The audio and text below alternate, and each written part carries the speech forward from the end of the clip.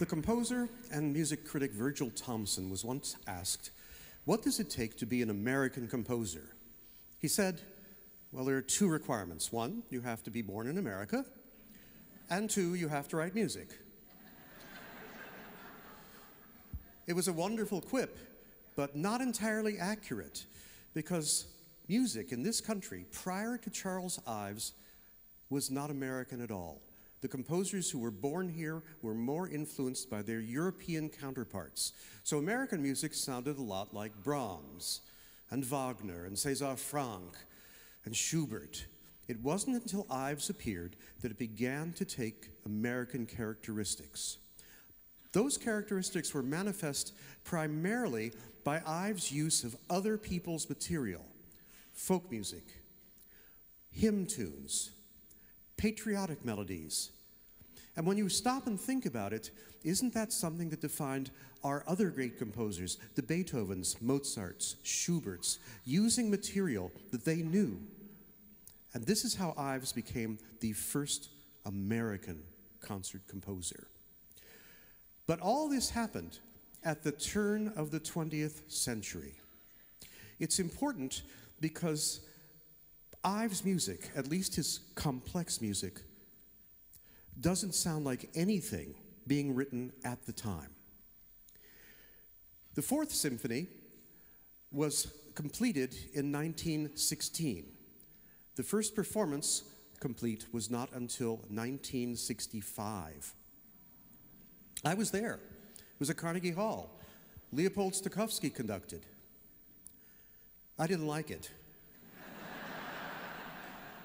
I couldn't make heads or tails of this music. I didn't know much Ives at the time. And I thought, in presenting this to you, what could they have done to perhaps at least make me a little more in tune with what was going on?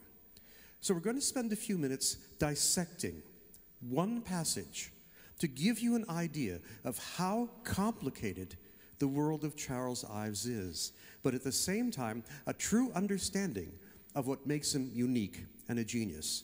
So I want you to hear these 4 bars, only 4 bars, that occur in the middle of the second movement.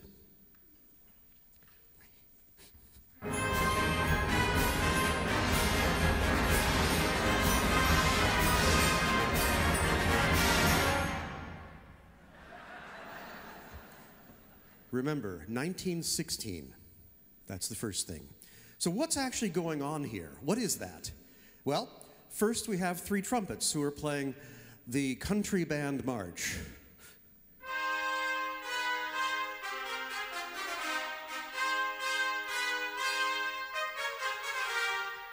Fine, no problem.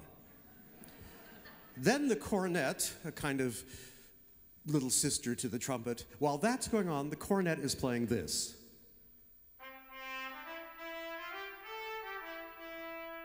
Far, far away.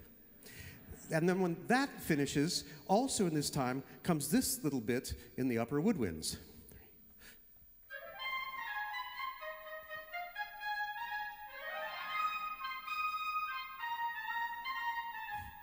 Another popular march of the time.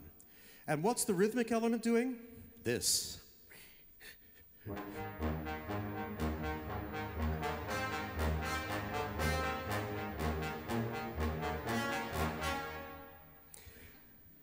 Poor strings. They've got to fight against all that. And they get to play this.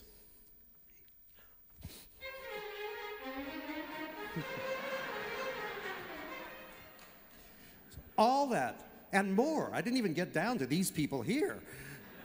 That's what's going on. It's as if you were standing in a park, and over here one band is playing, and over there there's another one, and then there's somebody with a boombox over here, and then some kids doing this over here. But you're standing in one place. You hear one thing dominate, but all of this is going on at the same time.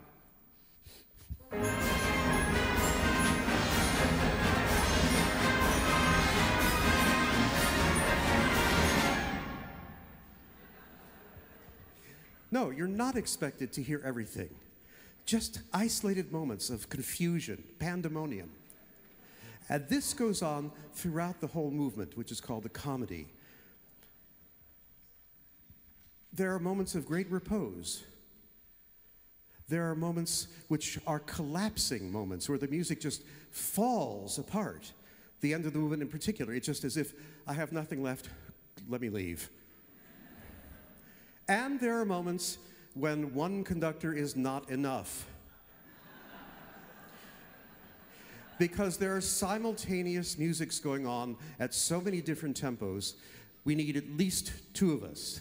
And Teddy Abrams is going to assist with the second part. To show you what that is, I'm going to show you one moment, again, that occurs in this movement. Here's what I get to do.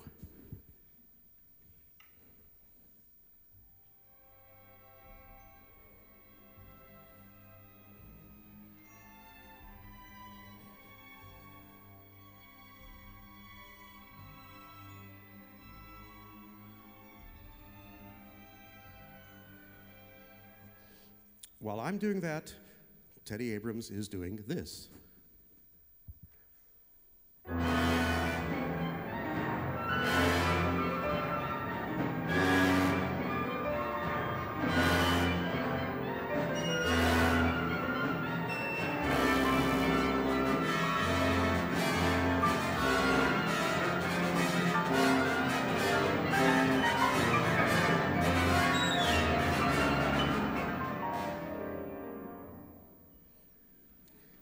And when we put it together, not only do you hear the two different contrasting ideas going on, but you see it as well.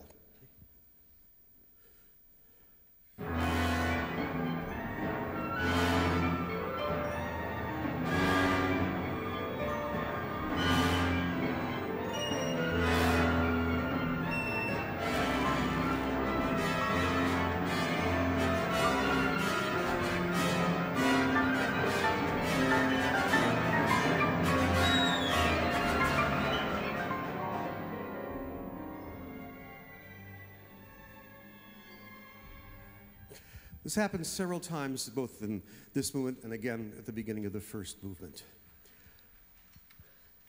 The Ives Fourth Symphony is in 4 movements.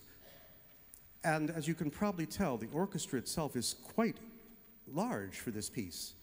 There are 3 pianos out here, one played by 2 people, another one with the piano played and tuned a quarter tone sharp, which we get to imitate at a point. There's about 11 percussionists, 6 trumpets, all manner of other instruments going on. It's quite exotic. And there's a chorus, who in the first movement sing Watchman, and in the last movement become part of the orchestra, celestial choir. The second movement is a comedy, just meant as a kind of scherzo, based on the Emerson poem, The Celestial Railroad. And the third movement is an orchestration of an early piece that Ives wrote as part of his first string quartet. And then the last movement, where Ives asks the question about life, why?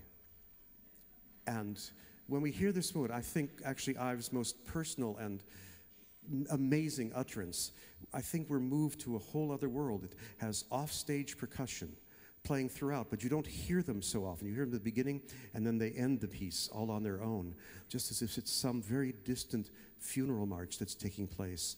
And over this, the orchestra intones various hymn tunes, and gradually it settles into an almost D major, very positive ending, but extremely beautiful.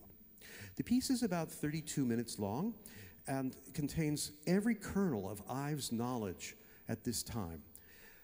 1916, The Rite of Spring is only 3 years old. Schoenberg has just begun to write in his 12-tone style. Debussy is becoming quite well known, other French composers, and Ives was going against all of them, creating something that no one before and no one after has dared to create. The Fourth Symphony by Charles Ives.